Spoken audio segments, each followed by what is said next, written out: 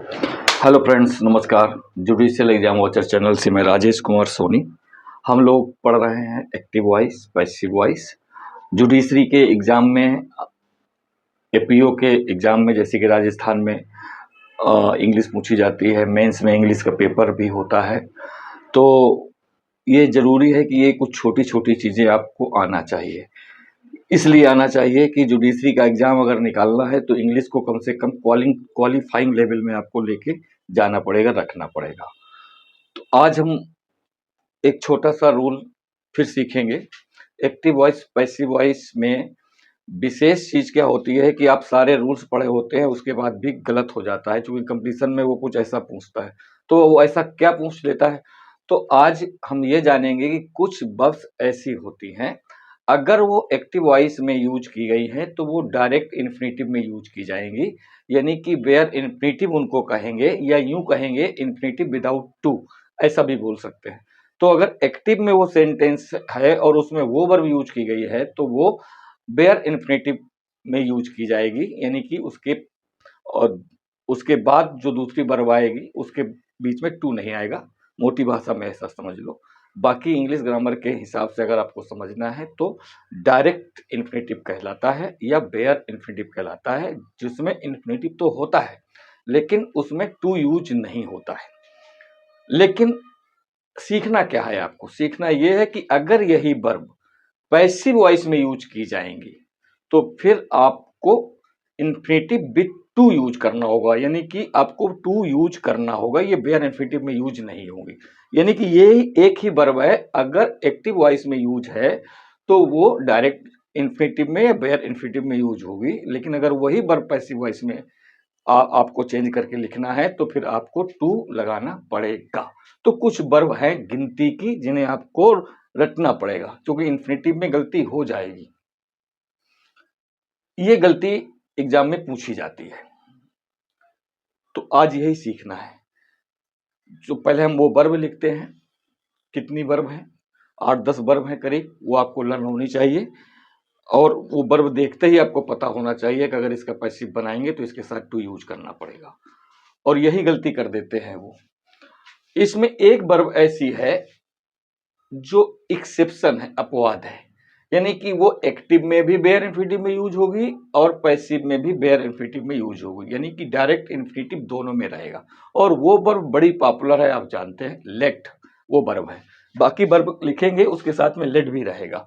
तो पहले वर्ब जान लेते हैं वो वर्ब कौन कौन सी है। तो जैसे कि वर्ब हो गया, सबसे पहली तो लेट ही है, फिर बीड है, इसके बाद make help feel see, make help feel see, watch hear, watch hear. ये कुछ वर्ब है, अगर ये वर्ब एक्टिव वॉइस में यूज की जाएंगी तो बेयर इन्फिनिटिव में यूज की जाएंगी, डायरेक्ट इन्फिनिटिव में यूज की जाएंगी। अगर यही वर्ब आपको एक्टिव सेंटेंस में मिल रहा है और उसका आप पैसिव बना रहे हैं तो फिर याद रखना है कि इनके बाद टू यूज करना पड़ेगा, यानी कि टू प्लस भी वन यूज करना पड़ेगा, उसको इन्फिनिटिव बनाना पड़ेगा, ओरिजिनल इन्फिनिटिव बनाना पड़ेगा। इसमें से केवल ये वर्ब एक ऐसी वर्ब है जो एक्टिव में भी जैसी रहेगी, पैसिव में भी वैसी रहेगी। अब हम इस चीज को एग्जाम्पल से समझते हैं। एक एग्जाम्पल लेते हैं,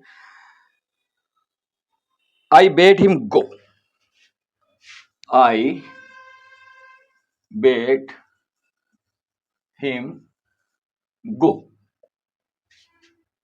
तो ये देखो, ये वर्ब है और ये भी वर्ब है, इसके बाद में यहाँ टू गो यूज नहीं हुआ, चूंकि ये जो वर्ब है ये एक्टिव वॉइस में है और हम एक्टिव वॉइस में इसके साथ टू यूज नहीं करते हैं। कॉमन एरर में भी ये गलती आपको मिलेगा, यानी कि एक्टिव में ये बेयर इन्फिनिटिव में यूज होते हैं और हम इनको इन्फिनिटिव में यूज कर देते हैं। तो वहां अगर ऐसे लिखा होता आई बेड हिम टू गो और आपको उसमें गलती ढूंढनी पड़ती पार्ट में या कॉमन एरर के अंतर्गत, तो फिर आप देख लेते कि अगर इसके साथ टू यूज कर दिया गया है तो वहां पर वो पार्ट सेंटेंस का रॉन्ग है, गलत है। एक बात तो ये हो गई। दूसरी बात, अब आपको इसका पैसिव बनाना है, तो पैसिव बनाना है तो आपको पता है कि पैसिव के लिए हमें सब्जेक्ट चाहिए और वो भी नॉन डुअल यानी कि ऑब्जेक्ट होना चाहिए। एक्टिव का ऑब्जेक्ट, पैसिव का सब्जेक्ट बनाएंगे, ठीक है ना। यहाँ पर आई वेट कर रहा है, लेकिन जब हम पैसिव बनाएंगे तो हिम से यानी कि हिम को उठा के यहाँ ले आएंगे सब्जेक्ट की जगह, तो ही हो जाएगा, और ही वेट का डुअर नहीं है। तो अब हम देख लेते हैं, यहाँ पर ले आएंगे इसको ही, ठीक है ना। अब इसके बाद हमें पता है कि b प्लस v3 हम यूज करना है, बार बार कहता हूं, बिल्कुल रट लो, b प्लस v3 मतलब पैसिव। तो इसके साथ ही के साथ, चूंकि ये पास्ट इंडिफिनिट में है, यहां से हमको पता चल गया बिडेन होता है, तो इसके साथ फिर हम b प्लस v3 यानी कि इसका हम v3 कर देंगे, ये तो b हो गई, हमने v3 कर दिया, तो हो गया बिडेन, तो ही वाज बीडन। अब यहां पर आपको बेयर इन्फिनिटिव की जगह इन्फिनिटिव रखना है, तो he was bidden to go, ये लिखेंगे यहां पर, he was bidden to go लिखेंगे। इसके बाद आपको बाई मी लिखने की जरूरत यहां पर भी नहीं है, लेकिन अगर आप लिखते हैं तो गलत भी नहीं है। हम लोग पढ़ रहे हैं कंपटीशन को ध्यान में रख करके, और वो जो 4 अल्टरनेटिव हमारे सामने आते हैं उनको ध्यान में रख करके, तो वहां हम देख सकते हैं, तो वहां पर आपको निर्णय करना पड़ेगा कि क्या करना चाहिए। लेकिन इसका जो एकदम करेक्ट एक्यूरेट पैसिव वॉइस बनेगा वो यही बनेगा। एक एग्जांपल और देख लेते हैं, जिससे आपको बात थोड़ा सा ज्यादा क्लियर हो जाएगी।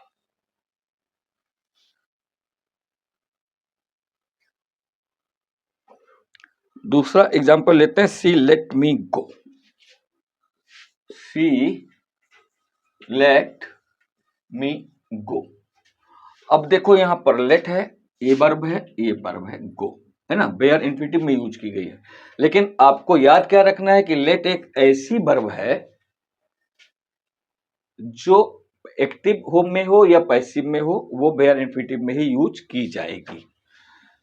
तो इसका मतलब ऑब्जेक्ट तो ये हुआ, तो हम इसको यहां ले आएंगे आई, ठीक है। अब आई बी प्लस बी थ्री लिखना, आई वाच।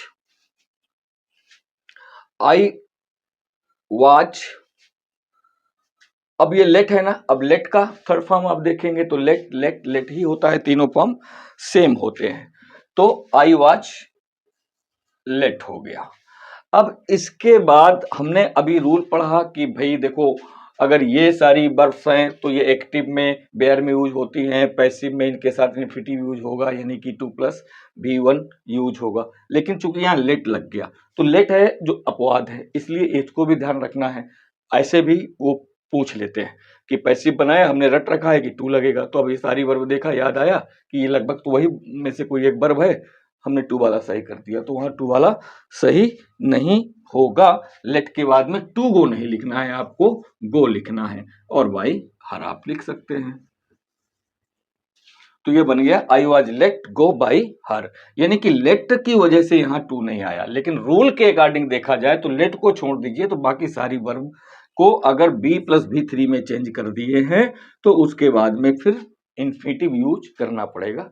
ये इसका रूल था, तो ये आपको समझना है। और गलती कहां पर होगी, कहां पर कंपटीशन में गलती मिलेगी, वो सारी बात मैं यहाँ पर बताता हूं, अगर आप ध्यान से सुनते हैं तो। जैसे ही आपको एग्जाम में पेपर मिलता है, अगर ये वर्ब या इस टाइप का कोई सेंटेंस मिलता है, तो तुरंत आपको याद आ जाएगा कि गलती यहाँ पर होगी, और वहीं पर जाकर के आप देख सकते हैं गलती आपको वहीं पर ही मिलेगी। एक सेंटेंस और देख लेते हैं, I have made her sing a song, I have made her sing a song. अब देखिए यहाँ पर मेड यूज हुआ है, तो आपके लिस्ट में मेक है, मेक का सेकंड फॉर्म मेड है। अब ये वर्ब भी ऐसी हैं जो बेयर इन्फिनिटिव में यूज होंगी, तो एक्टिव वॉइस है तो बेयर इन्फिनिटिव में यूज है, ठीक है। अब आपको पैसिव बनाना है, पैसिव बनाइए, तो ये तो सब्जेक्ट हो गया, और ये टोटल आपकी वर्ब हो गई, और ये आपका ऑब्जेक्ट हो गया। अब आप बना सकते हैं इसको, ऑब्जेक्ट यहाँ पर आ जाएगा तो सी हो जाएगा। अब यहाँ पर हैव है, तो आई के साथ तो हैव होता है, लेकिन सी के साथ हैज होगा। इसके बाद V3 आपको लगाना है, तो आज आपको बीन लगाना पड़ेगा हैज के साथ में, बीन बी प्लस B3, तो बी यहाँ पर हैज के साथ आकर के बीन हो गई। ठीक है, मेट तो मेक मेड मेट, तो ये मेड हो गया। अब इसके बाद ये वर्ब हमको मिली सिंग अ सॉन्ग, अब इसको हमें इन्फिनेटिव बनाना पड़ेगा, तो हमको लिखना पड़ेगा टू सिंग अ सॉन्ग, ये आपको लिखना पड़ेगा, यानी कि यहाँ इन्फिनेटिव आपको बनाना ही पड़ेगा। तो इस तरह से हम इन वर्बों का जो आपको ध्यान में रखना है, लर्न कर लेना है, कुछ भी जैसे भी आप तैयार करो तैयार कर लेना है। और अगर ये वर्ब एक्टिव वॉइस में मिलती हैं, सेंटेंस आप देख लीजिए ऐसे ही होंगे, तो उसको पैसिव में चेंज करने का क्या तरीका होगा, है तो बहुत छोटा सा तरीका, लेकिन आपको समझ आ जाए तब, या आपको प्रैक्टिस हो जाए तब ये क्लियर होगा।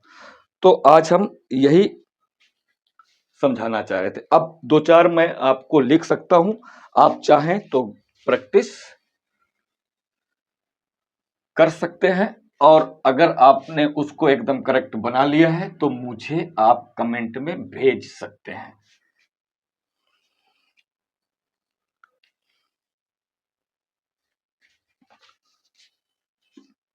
आप अपने प्रैक्टिस के लिए दो चार लिख सकते हैं और इसको आप खुद चेंज करके बताइए।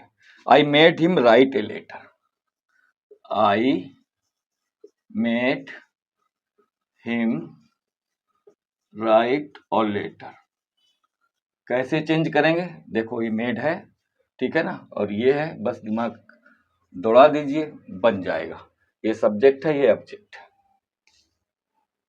दूसरा है she let me stay in her room, she let me stay in her room. तीसरा है she bade me leave the room, she bade मी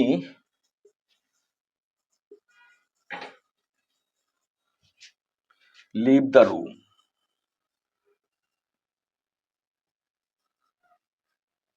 चौथा है आई सॉ हिम गो,